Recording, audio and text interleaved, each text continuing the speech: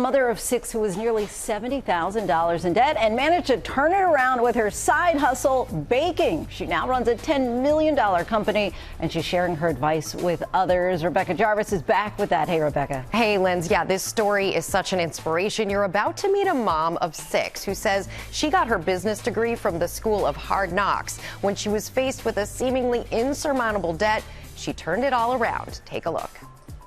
Mignon Francois was a mother of six, struggling with $67,000 in debt and on the brink of foreclosure. I was drowning in debt and brokenness. I was losing everything that I had, and there's no electricity in the house.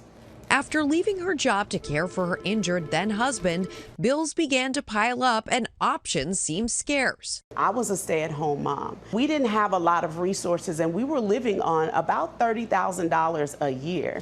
She decided she would use what she had around her, a kitchen, flour, and sugar, and started to sell cupcakes locally. So I started practicing in the kitchen on my own recipes when my neighbor knocked on the door one day and asked me to make cupcakes for all of her clients. It was going to be 600 cupcakes. It was her biggest order by far. I realized that I only had $5 left and I hadn't fed my family for the week.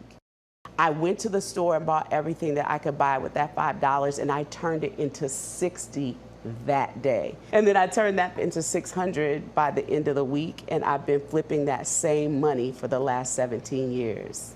In that 17 years, Mignon's business went from keeping her family afloat to a $10 million cupcake empire, with 4 locations and 2 on the way.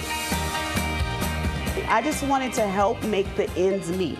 I didn't know that we were going to not only make the ends meet, that I was going to be able to provide a legacy to leave for my children. Mignon's tips for starting your own side hustle and paying off debt?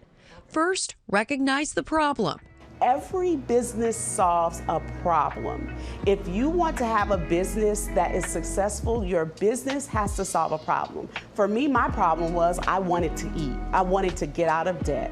And so I looked for ways that I could answer that question within my house. Next, take stock of your talents. What's in your wheelhouse? What are your gifts and talents that you can use? I looked to my past, again, to inform my future. I studied the Great Depression, and I looked at those people whose brands were still making it today to study what they were doing to get them from where they were to where they wanted to be. And finally, keep a tight budget. I threw all of my money toward the smallest bill. No matter what the interest rates were, I was just trying to see some wins. And I needed to have a small win in order to keep going for the bigger wins. Use whatever resources you have available in order to start small. Never despise small beginnings. What a great piece of wisdom there. And those ingredients Mignon used in her final recipe for financial success, that snowball method where she paid down her smallest debts first using those little wins to inspire her to keep going. She also did cash stuffing, literally stuffing cash into envelopes to budget for different expenses, your groceries, your rent, your gas. That staves off the impulse spending. And guys, nothing beats the taste of financial freedom, but these cupcake collection cupcakes from Mignon. They come close. Very close competitor. Congrats to Mignon. Amazing. And to her family. What a great inspiration Such great advice for so many. and such good cupcakes. Yes.